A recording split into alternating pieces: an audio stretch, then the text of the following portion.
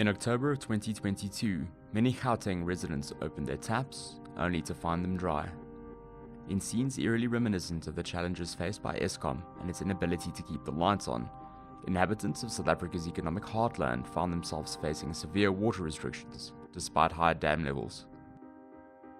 So, I've had residents in tears, begging me for water.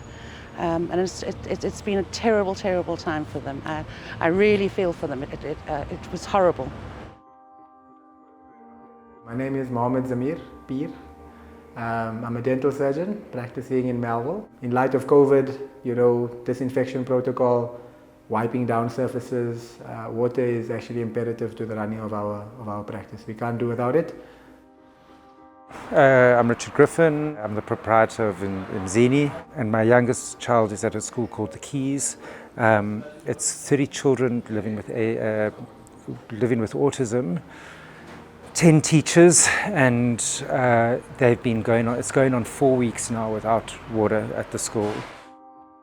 Randwater, the bulk water supply to all Gauteng municipalities, imposed restrictions of 30% to avoid a system crash, claiming that the shortages were primarily due to high usage by consumers. We have looked at the research that has been done independent from Randwater that compares our consumption as South Africa, as Gauteng, to the rest of the world. It's not that we don't have enough water, but the issue is where does the water that we provide go to?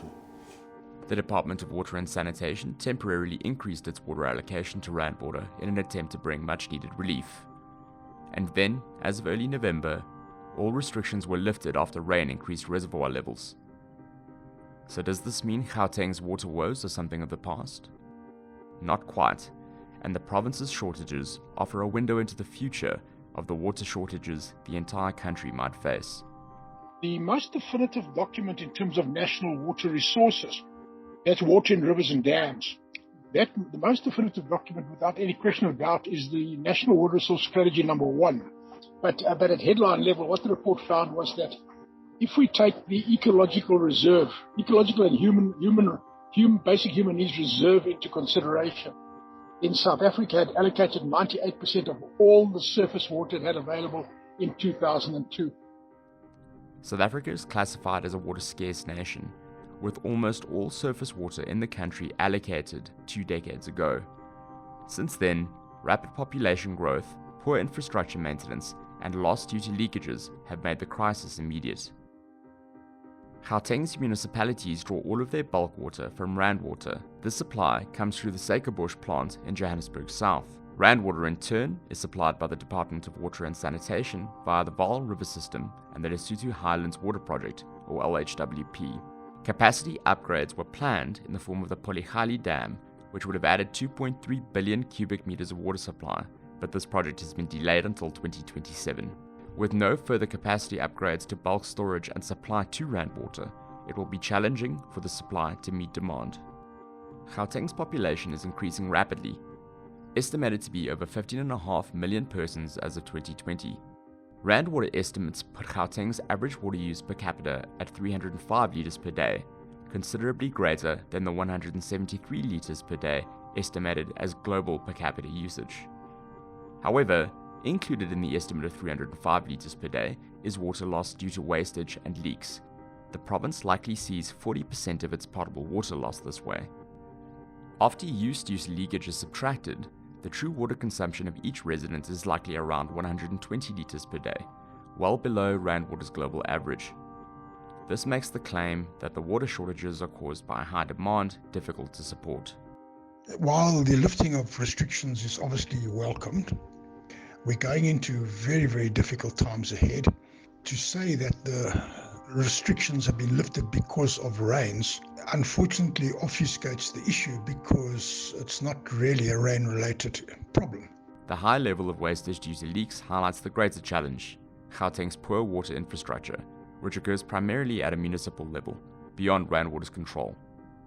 Furthermore, municipalities are not only guilty of water wastage, but owe Randwater over R1 billion in overdue bills, with only the city of Johannesburg up to date on its payments.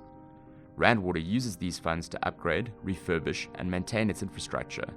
The municipality's non-payments hamstring Randwater's ability to combat shortages. Power trips and poor electricity supply by Eskom also caused the Suikerboschrand plant to trip, and municipal reservoirs are not exempt from load shedding.